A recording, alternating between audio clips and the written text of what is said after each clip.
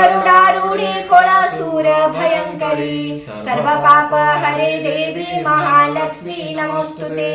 सर्वज्ञ सर्व वरदे सर्व दुष्ट भयंकरी सर्व दुःख हरे देवी महालक्ष्मी नमोस्तुते सिद्धि बुद्धि प्रदे देवी भुक्ति मुक्ति प्रदायिनी मंत्रमूर्ते सदा देवी महालक्ष्मी नमोस्तुते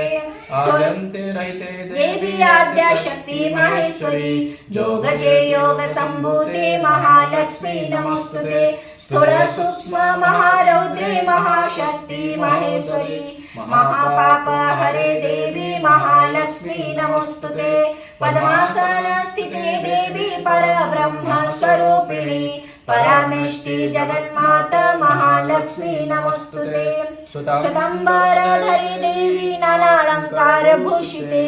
जगस्थिते जगन्मातर महालक्ष्मी नमोस्तुते महालक्ष्म्यष्टकं श्रोतं यः पठे भक्तिमानरः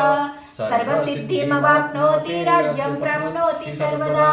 एककालं पठे नित्यं महापाप विनाशनं द्विकालं या पठे नित्यं धनाधान्य समन्वितं त्रिकालं या पठे नित्यं महाशत्रु विनाशनं महालक्ष्मीर्भवे नित्यं प्रसन्ना वरदा शुभा